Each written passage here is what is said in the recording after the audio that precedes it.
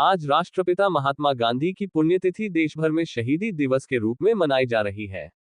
शिमला में मुख्यमंत्री सुखविंदर सिंह सुक्खू समेत अन्य कांग्रेस नेताओं ने रिज मैदान स्थित महात्मा गांधी की प्रतिमा पर पुष्प अर्पित कर श्रद्धांजलि दी। इस अवसर पर हिमाचल कांग्रेस प्रभारी रजनी पाटिल, उप मुख्यमंत्री मुकेश अग्निहोत्री, हिमाचल कांग्रेस अध्यक्ष विनय कुमार, मंत्रीगण, कांग्रेस विधायक और कार्यकर्ता उपस्थित रहे। श्रद्धांजलि अर्पित करने के बाद कांग्रेस नेताओं ने मनरेगा का नाम व स्वरूप बदलने के विरोध में 2 घंटे का उपवास किया।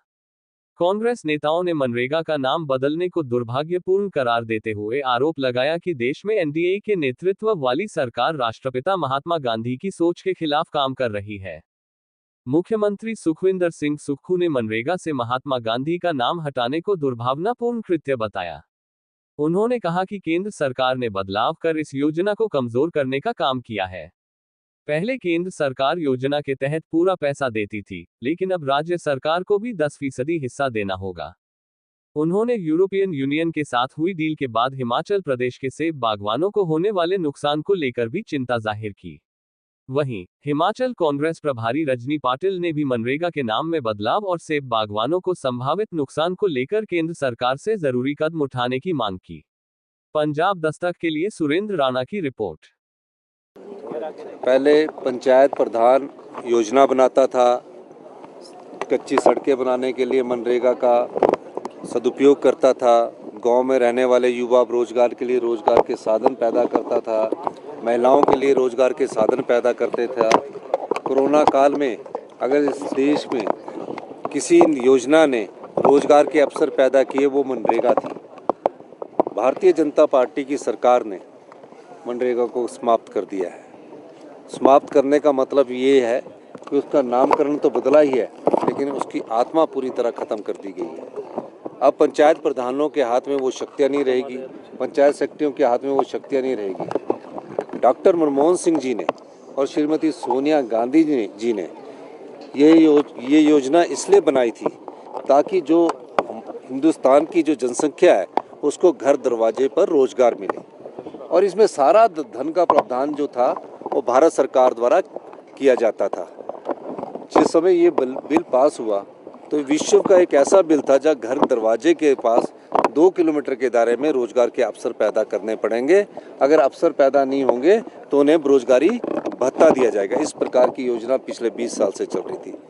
भारतीय जनता पार्टी ने जो गांव में रहने वाले युवा साथी हैं, जो मजदूर हैं, जो गरीब हैं, जो महिलाएं मनरेगा में काम करके अपने परिवार का पेट पालती थी, जो युवा, जो बुजुर्ग गांव में रहकर अपने परिवार का पेट पालते थे, अब उनके पेट पर भारतीय जनता पार्टी की सरकार ने लात मारी है। हिमाचल प्रदेश संगठन की तरफ से आज 2 घंटे का धरना दिया गया था, जिसमें हमारी राष्ट्रीय महासचिव श्रीमती रजनी पाटिल जी भी उपस्थित थी। मैं एक बात और कहना चाहता हूँ, कई बार इनके नेता आके कहते हैं कि हमने 90 टन हिमाचल को मिलेगा। जो मनरेगा थी, जो पिछली मनरेगा थी, उसमें 100% हमको भारत सरकार से मिल रहा था। अब जो इनकी जो नई योजना है जिसका नाम इन्होंने जी राम जी दिया है, उसमें इन्होंने 90 टन का वो लगा, 90 टन का 90 टन का एक उन्होंने कंडीशंस लगा दी है, जिसमें 90% जो दिहाड़ी है वो देंगे, 10% हमारे उससे देंगे, तो क्योंकि 100% हमारी सरकार उसको देती थी। तो इस कंडीशंस को भी लगाकर उन्होंने हिमाचल प्रदेश के साथ कुठाराघात किया है। मैं ये भी कहना चाहता हूँ कि मनरेगा में अब जो गांव के कच्चे रास्ते बनते थे, तालाब बनते थे, छोटी छोटी योजनाएं बनती थी, उसको सबको भी इस योजना के द्वारा समाप्त कर दिया गया है। इसलिए कांग्रेस पार्टी ने पूरे भारतवर्ष में 2 घंटे का आज के दिन उपवास रखा है। Sir, recently